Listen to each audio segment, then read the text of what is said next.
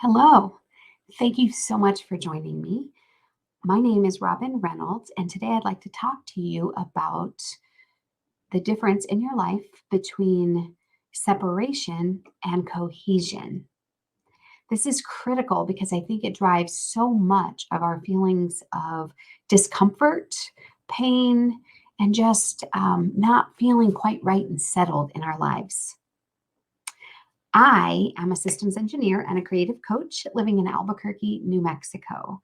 I know that we have the power to design our lives, our businesses, our relationships, anything in our lives to align with our deepest dreams and desires. Further, to align with who we really are deep inside. So, the reason I bring this up today is that more and more lately in my life, I notice a separation. There are certain realms of my life in which I feel, competent, comfortable. I've established a good body of evidence that I belong there and that I can succeed in that domain area. What I notice is that when I begin something new, and I think this is completely natural, I feel less certain of myself. Sometimes it results in me bringing less of myself or even fragmenting from what I really want, what I really think, how I really would like to behave in certain situations. And so, what I have there is a lack of alignment or incohesion. What I have found out for myself is that when I am not in alignment with something very important here, I can feel that. It's a slightly off sort of vibration or feeling within myself that is not resonating. Sometimes, most of the time, it is so subtle that I almost can't notice it. And so I'd like to share with you a very simple, easy process that I began to implement in my life several years ago. When I say it, it will sound so simple to you, but I promise you that doing it will definitely shift something in your life. It will shift your awareness and it will shift your behavior, which then shifts your reality, your actual experience in the world. So, you may know if you've listened to my um, materials before, I had a habit for most of my life of not being able to truly connect with how I felt, what I wanted. I think there are a lot of reasons for that. They're not important right now. As I was working through that, I began ending my workday. I would walk out to the parking lot, hop in my truck, and before I even turned the key, I would ask myself silently or sometimes aloud, how are you feeling right now? I would just take a moment to notice, and my feelings are usually here in my chest. So I would take just a moment to notice. It took me a while, but I started noticing that sometimes I did have just a little negative or residual feeling going on. Sometimes they were very positive, but I think we are usually able to connect with our positive emotions much more easily. So it's typically the negative ones that I'm sort of trying to resolve. Once I notice some feeling in my body, in my chest, I focus on it for just a moment. When I first began, it was not that easy for me to really resolve those. But as I practiced, I realized that the vast majority of those feelings are pretty trivial. They're about some small situation at work. Maybe I was running late. I was, not quite prepared. Some interaction that seemed ambiguous to me, and it was still on my mind, even though I didn't realize it. Once I can identify those things, for me, they're mostly resolved. The catch here is, or the very important thing is that if you don't stop and say, wait, what's that? They continue to reverberate in your mind and they aggregate and build up in your body, which then leads to even more distress or anxiety or worry or any of these negative feelings that we have, fear. And when they're not identified for me, they're actually more problematic because they're lurking there. I'm not even aware of them. I don't know what they are. I can't look them right in the eye and determine what the origin is. And so I definitely can't resolve it. There are some every once in a while that are larger. They're biggies. I will realize that I have had an interaction with someone very important in my life that seems not resolved or that I'm not quite happy with.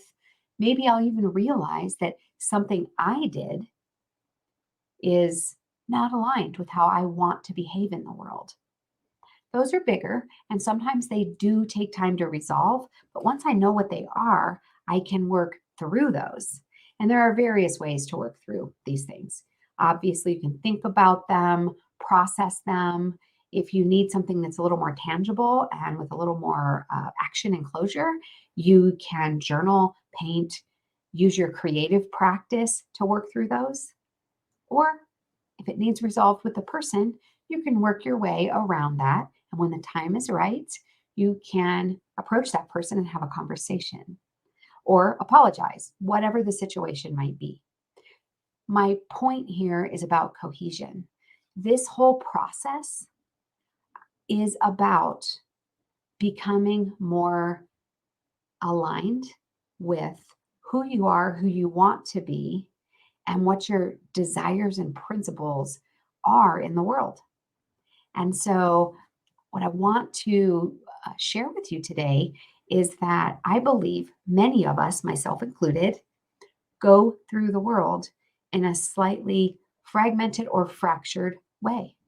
We're walking through the world, losing tiny, tiny pieces of ourselves or separating them out to a distance because we haven't actually implemented a practice or learned how in our lives to bring all of that back together.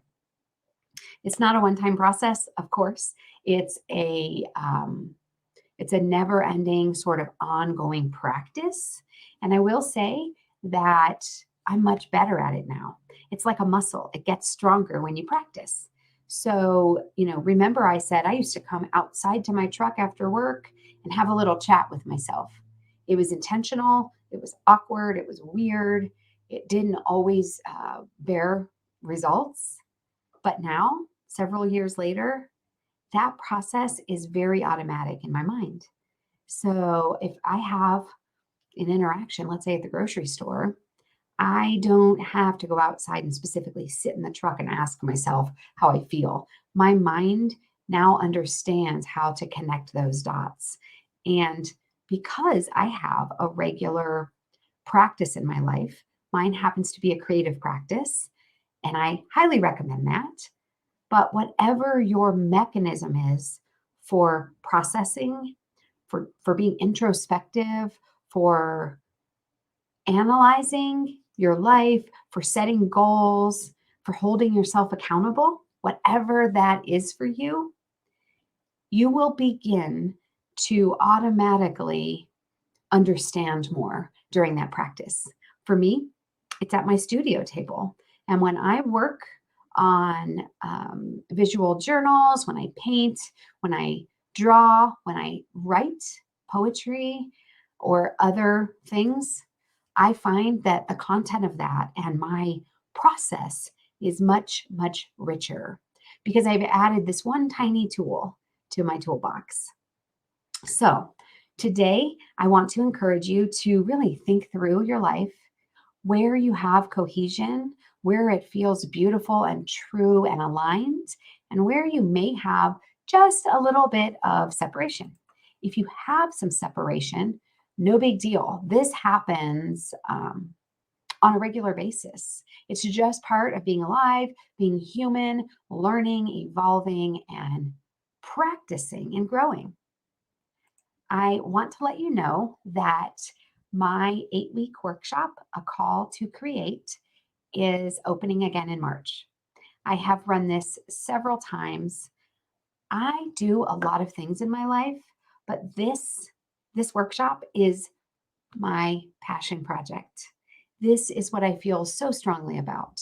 And the reason that I feel strongly about it is basically about understanding your dreams and desires, understanding who you are in the world, appreciating yourself for exactly who you are right now, and then understanding where it is you want to go in the future. You also will think through practical ways to implement a creative practice. We will work on 8 beautiful creative projects, which are all designed to support you in this discovery process. And then, most importantly, we talk through several modules of practical ways that you can actually implement these beautiful, shining dreams, goals, and desires that you've identified. Essentially, we are deeply diving into and exploring who we are as a person, but we're doing it in a beautiful community that's supportive. And we're using a creative container to hold all of that. We explore a lot of really inspiring resources. And we also talk about how we can create ritual and celebration in our life to support everything that I just talked about. You can do this on your own, 100%, absolutely. And I hope you do. I provide content all the time that is focused around everything I just talked about. But I would like to invite you personally to my next workshop, A Call to Create, because doing this in community, doing this in a guided way is magical. So you can go to the link below at my website, Robin-Reynolds/create, and you will see that there is a wait list for my workshop. Very soon, I will be putting more details there, but right now you can see everything about the course, sort of examples of the projects, what we'll work through, and whether or not that workshop is a good fit for you. I hope to see you there because this workshop is so good for my heart, and I believe the students as well.